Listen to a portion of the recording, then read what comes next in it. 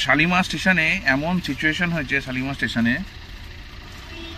মানে যারা তোমরা আসবে এখানে তারা কিন্তু একটা জিনিস মাথায় রেখো, এখানে কিন্তু অতি অবশ্যই OLA Uber new town airport Sealdah ছাড়া লং ডিস্টেন্স ছাড়া এটা যায় না, ফার্স্ট অফ অল। সেকেন্ড হচ্ছে আমি এটাকে ক্যালকাটা সিটি কমিশনার যে পুলিশ আছে, কলকাতা হাওড়া সিটি কমিশনার, ওনাকে তো ভিডিওটা পাঠাবোই আমি, আমার কাছে পুরো রেকর্ডিং আছে। এবং সবচেয়ে মজার ব্যাপার হচ্ছে এইখান থেকে হাওড়া ভায়া ফরস রোড কাজীপাড়া হয়ে only 4.5 kilometre max to max. তার জন্য ভাড়া যাচ্ছে 300, 350, 400 কেউ কেউ যেটাতে। আমি আপনাকে ভিডিওটা পাঠাবো, ওই প্রুফ পাঠাবো আপনাকে। আমি সকালবেলা আজকে এলাম, এর আগে আপনাদের হাওড়া দেখিয়েছি, এবার সাঁতরাগাছিটা দেখালাম।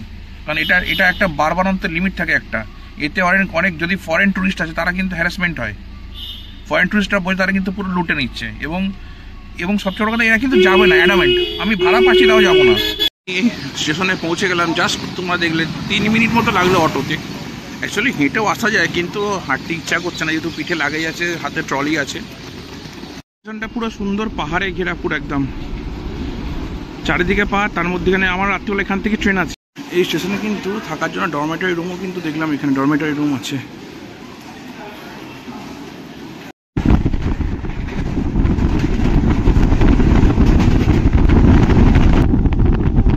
চিল্কা লেকের গোড়ায় পাহাড়, দিনের বেলা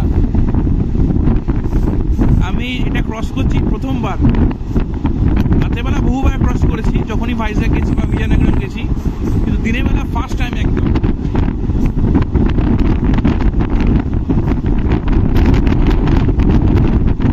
রোডটা পুরো কার্ভ।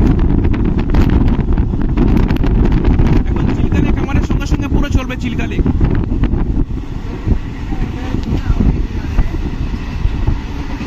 এই হচ্ছে আমাদের ট্র্যাক, এই হচ্ছে ট্র্যাক, এই হচ্ছে চিল্কা লেক, এই হচ্ছে ট্র্যাক, এই হচ্ছে চিল্কা লেক।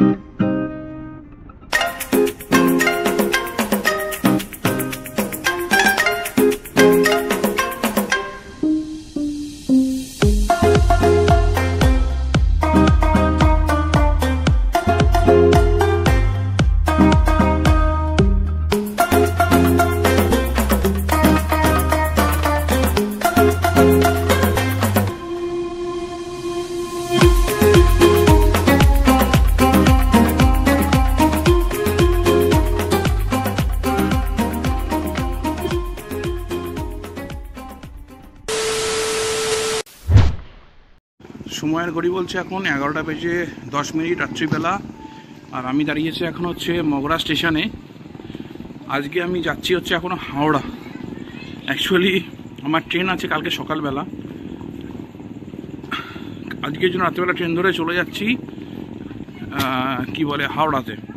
কেন অত সকালবেলা এখান থেকে ফার্স্ট ট্রেন প্রচুর লেট করে, আর ফার্স্ট ট্রেন এতটা লেট করে আজকে দেখলাম হাওড়ায় ঢোকার টাইম হচ্ছে 5টা 24-এ, হাওড়ায় ঢুকেছে হচ্ছে ফার্স্ট ট্রেন আজকে সকালবেলা 7টা 10-এ। তো অবভিয়াসলি আমার বন্দে ভারত আমি পাবো না কালকে সকালে, তো ওই জন্য আমি এখন চললাম হচ্ছে হাওড়া। আমি কৌশিকদাকে অনেকবার দেখেছি, কৌশিকদা বহরমপুর থেকে যখন আসে হাওড়াতে প্রতিদিন যখন সকালে ট্রেন ধরে, তো এক্সিকিউটিভ লাউঞ্জে কৌশিকদা আসছে অনেকবার। তো জন্য এক্সিকিউটিভ লাউঞ্জের ভিডিওটা করবো আজকে, তোমাদের দেখাবো। কোনোদিন আমার এক্সিকিউটিভ লাউঞ্জে ভিডিও নেই আমার, তো এক্সিকিউটিভ লাউঞ্জে ভিডিওটা করব, কি কেমন ফেসিলিটি, কোথায় থাকা যায়, কত খরচ, সেটাও তোমাদের দেখাবো। আর এটা হচ্ছে লাস্ট লোকাল আমাদের হাওড়া যাবার। 11টা ওই 10টা 55 টাইম, 11টা 10-এ ঢুকছে লেট করে।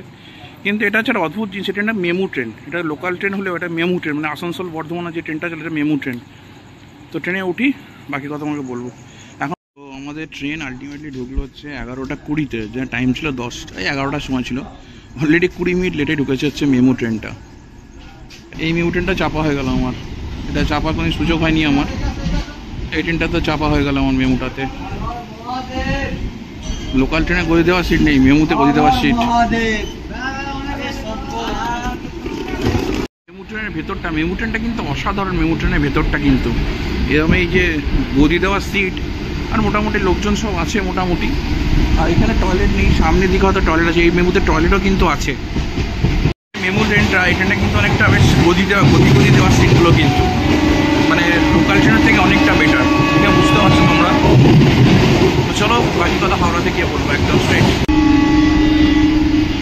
কি সুন্দর করে সাজিয়েছে এটা দাদারা, বেশ দারুণ লাগছে কিন্তু এই বাঁকটা, কিন্তু এত সুন্দর দেখতে লাগছে বাঁকটা। খাটু শ্যাম বাবার এখানে সাজিয়েছে, এখানে দারুণ দেখতে লাগছে কিন্তু এটা একদম।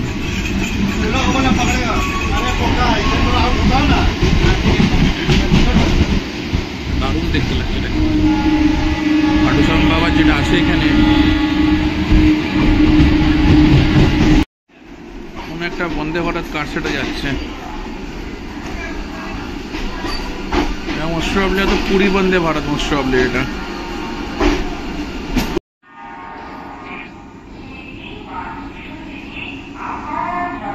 হচ্ছে 12:38 আমাদের ট্রেন হচ্ছে ঢুকলো হাওড়াতে। ট্রেন একটু লেটেই ঢুকেছে, 12:15 অ্যাকচুয়াল টাইম ছিল। আর এই যে ট্রেনটা ঢুকলো এটাকে কিন্তু আবার সঙ্গে সঙ্গে ট্রেন করে দিল বর্ধমান করে 1:45 ছাড়বে বলছে। এটা করের ট্রেন, করের ফার্স্ট ট্রেন। কত লোকজন শুয়ে আছে, সব খাটু শ্যাম যারা যাবে দেখো কত লোকজন শুয়ে আছে এখানে, প্রচুর লোকজন এখানে যারা খাটু শ্যাম যাবে তারা এখানে। এই যে হচ্ছে রেলের যাত্রী নিবাস, এই যে রেলের যাত্রী নিবাস, এটা এখনো খোলা আছে এদের এখানে। আজকে ভিডিও দেখছিলাম এখানে। আর ওই সামনে আছে হচ্ছে এক্সিকিউটিভ লাউঞ্জ। এই হচ্ছে এক্সিকিউটিভ লাউঞ্জ, আর সামনে একটা এক্সিকিউটিভ লাউঞ্জ আছে, এখানেই যাব আমি। হচ্ছে আমার এক্সিকিউটিভ লাউঞ্জের টিকিট পার আওয়ার হচ্ছে 50 টাকা।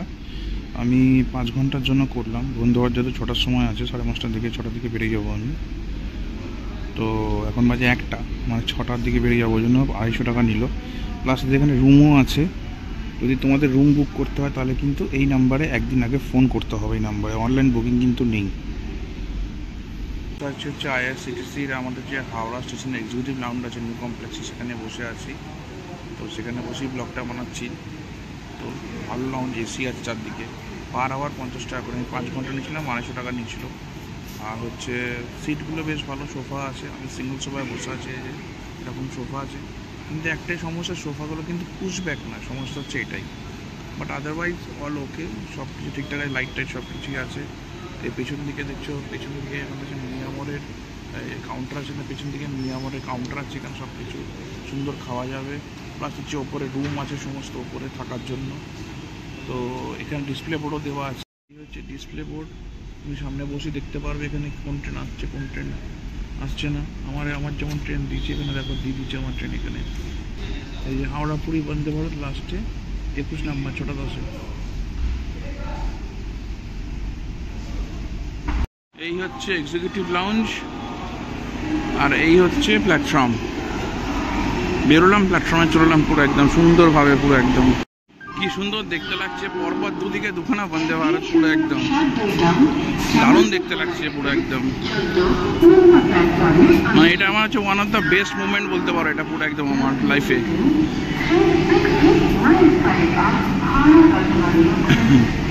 পরপর দুদিকে দুটো বন্দে ভারত, পুরো একদম দারুণ। এই যে এই বন্দে ভারতটা বেরিয়ে যাচ্ছে 20871।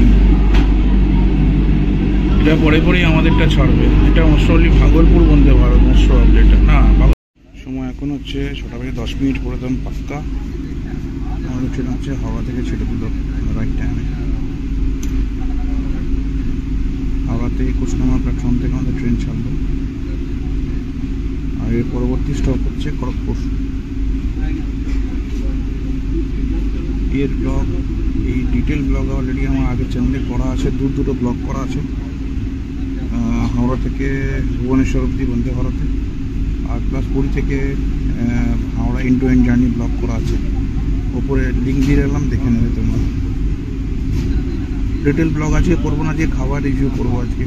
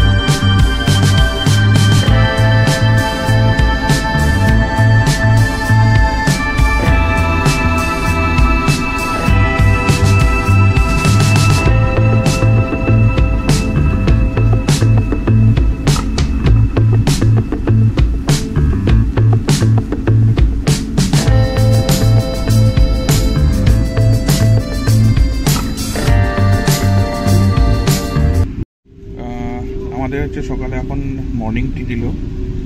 এই দুটো হচ্ছে মেরি বিস্কিট, খেতে পেয়েছিল খেয়ে নিয়েছি। আমি ব্ল্যাক টি নিয়েছি, কারণ আমার ব্ল্যাক টি ছাড়া অন্য কোনো টি খেতে ভালো লাগে না। আর দিয়েছিল সঙ্গে মশলা টি, এই যে মশলা টি, আর হচ্ছে গরম জল, আর হচ্ছে দুধ, চা পাতা, চিনি এগুলো দিয়েছিল, আর একটা কাঠি দিয়েছিল। আর আমি মশলা টিটা ফেরত দিয়ে আমি ব্ল্যাক টি নিয়েছি, প্লেন কফিও নিইনি, কারণ সকালের চাটা আমার ব্ল্যাক টি খেতেই প্রিফার করি আমি সবসময়।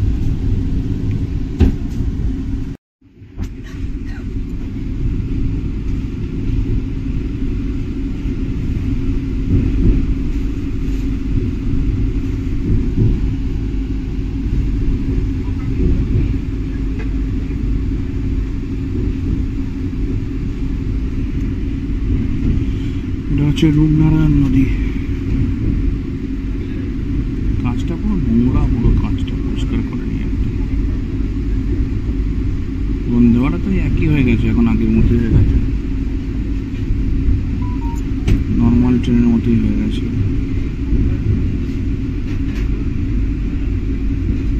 ভালো জল আছে, প্রচুর চওড়া হয়ে গেছে নদীটা।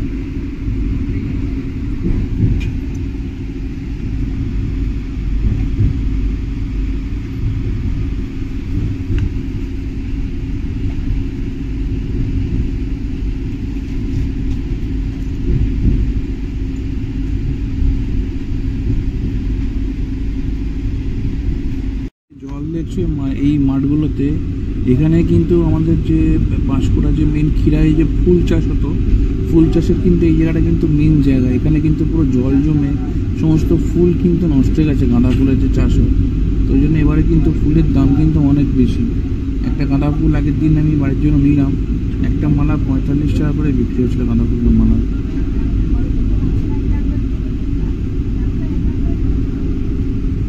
ওই যে দূরে সবাই সব ভিজে গেছে চলে। এক্সকিউজ মি, একটু তুলে রাখুন এটাকে।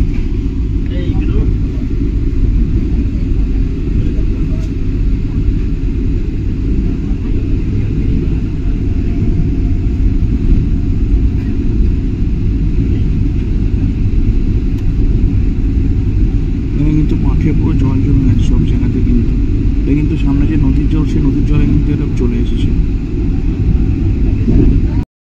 ব্রেকফাস্টে একটা হচ্ছে উইঙ্কিজের মাফিন কেক ছিল। মাফিন কেকটা বেশ ভালোই, মাফিন কেক ভালোই হয় সাধারণত, প্যাকেট। আমুল বাটার, একটা হচ্ছে মিক্সড ফ্রুট জ্যাম, একটা টমেটো কেচাপ, এটা হচ্ছে ব্রাউন ব্রেড, আর হচ্ছে অমলেট।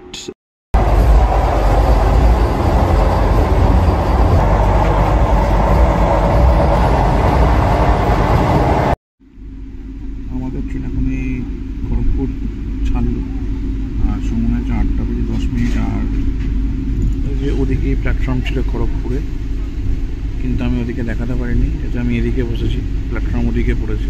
এই খড়গপুর প্ল্যাটফর্ম ছেড়ে যাচ্ছে। আমাদের ব্রেকফাস্ট সার্ভ হয়ে গেছিলো। হাওড়া থেকে ছেড়ে আমাদের ট্রেন এখন 230 কিলোমিটার পথ অতিক্রম করে এখন এসে পৌঁছেছে হচ্ছে বালেশ্বরে। বালেশ্বরে ঢুকেছে হচ্ছে 1 নম্বর প্ল্যাটফর্মে। আর রাইট টাইম ছিল হচ্ছে 8:54, আর ঢুকেছে 9:01। তো আমি কিন্তু ভেবে খড়গপুরের পর কিন্তু দারুণ টেনেছে ট্রেনটা, এটা মানতে হবে, দুর্দান্ত টেনেছে। দেখা যাক এরপরে আর কত লেট করে বা রাইট টাইমে থাকে সেটা দেখা যাক। আর ওদিক থেকে কি ট্রেন ক্রস করছে, ওদিক থেকে মোস্ট প্রবাবলি এটা কি ট্রেন ক্রস করছে এটা।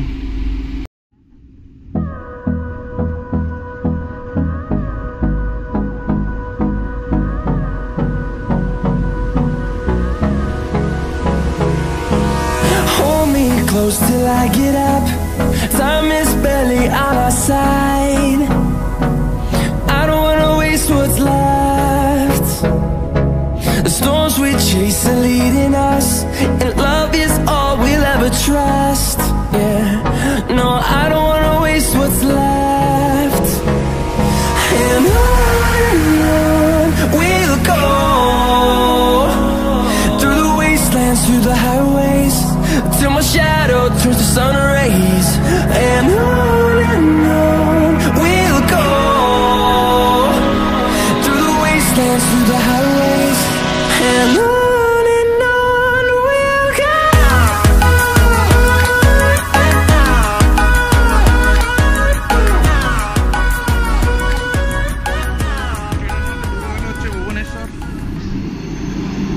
অ্যাকচুয়াল টাইম ছিল হচ্ছে 11:30 মতো, এখন বাজে হচ্ছে 12টা বাজতে 5।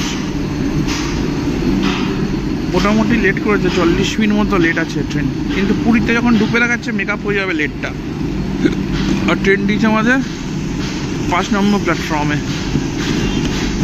চলো যেতে হবে আমাকে 1 নম্বর প্ল্যাটফর্মে। অফিসের কাজের জন্য ভুবনেশ্বর আমাকে মাসে 2 বার করে যেতেই হয়। আমি গিয়ে 2 দিন করে 4 দিন থাকি ভুবনেশ্বর মার্কেটে।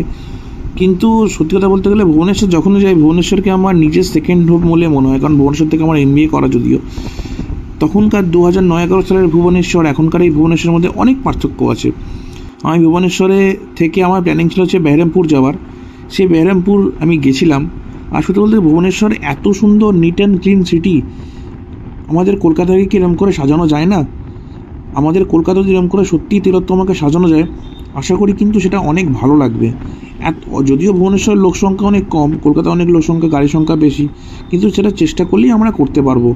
আমরা যদি নিজেরা একটু সচেতন হই, জনগণ একটু সচেতন হই, তাহলেই আমরা কিন্তু হতে পারবো। আশা করি তোমরা আমার সঙ্গে সহমত হবে যারা আমার ভিডিও দেখছো। সব কিছু কিন্তু ভুবনেশ্বরে আছে। তাছাড়াও ভুবনেশ্বর কিন্তু যারা ভুবনেশ্বরের নাগরিক, তারা কিন্তু রাস্তাঘাটে যত্রতত্র নোংরা ফেলে রাখে না, ওই প্লাস্টিক নোংরা কিন্তু তারা কিন্তু ফেলে রাখে। তারা জানে নিজেদের শহরটা কী করে পরিষ্কার রাখতে হয়। আমি ভুবনেশ্বরে অলি গলি র্যাপিডো করে ঘুরি, উবেরে করে ঘুরি, কিন্তু সত্যি বলতে ভুবনেশ্বর কিন্তু প্রচণ্ড ক্লিন সিটি।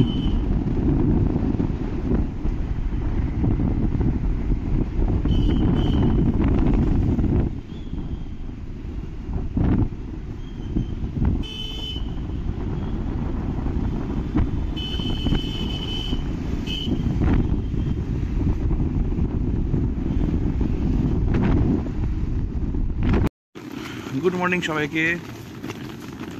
যে ব্লগটা কন্টিনিউ করছিলাম সেই ব্লগটা এখন কন্টিনিউ করি। অ্যাকচুয়ালি আজকে আমার ট্রেন হচ্ছে ভুবনেশ্বর থেকে আমাদের ব্রহ্মপুর যাওয়ার জন্য, মানে বেহরামপুর যাওয়ার জন্য। একটা নতুন জিনিস তোমার সঙ্গে শেয়ার করি, হয়তো তোমরা কেউ জানো বা কেউ জানো না। ভুবনেশ্বরের 2টো স্টেশন আছে, জানো কি তোমরা? মানে যেরকম ভুবনেশ্বর আছে, তেমনি ভুবনেশ্বর নিউ বলে একটা স্টেশন আছে, ঠিক আছে? আমি দেখি আমার স্টেশন আর ট্রেন ছাড়ে ভুবনেশ্বর নিউ। বলছি ভুবনেশ্বর নিউটা আবার কোন স্টেশন, এটা তো জানি না। তারপর হচ্ছে BBSN। অ্যাকচুয়ালি ভুবনেশ্বর স্টেশনে তো প্রচুর চাপ আছে, তো সেই জন্য কী করেছে ভুবনেশ্বর নিউ, ভুবনেশ্বরকে ডেভেলপ করা হচ্ছে। তো আমি যখন দেখলাম এটা হচ্ছে ম্যানচেস্টার আছে, ম্যানচেস্টারের পরে হচ্ছে ভুবনেশ্বর নিউ। তো ট্রেনটা আসবে, কিছু ট্রেনকে ভুবনেশ্বর নিউ থেকে যেরকম আমাদের সাঁতরাগাছি শালিমার করা আছে সেরকমই করা হয়েছে ওটাকে বেসিক্যালি। এটা কিন্তু তোমরা মাথায় রেখো, BBS হচ্ছে ওল্ড ভুবনেশ্বর, যেটা অ্যাকচুয়াল ভুবনেশ্বর। BBSN হচ্ছে নিউ ভুবনেশ্বর, এটা কিন্তু মাথায় রেখো। আর আমি চলে এসেছি স্টেশনে। আমার ট্রেন হচ্ছে বিশাখা এক্সপ্রেস ইন্টারসিটি, ভুবনেশ্বর থেকে বিশাখাপত্তনম, ওই ট্রেনটাতে যাবো আমি। চলো বাকি কথা প্ল্যাটফর্মে গিয়ে বলবো।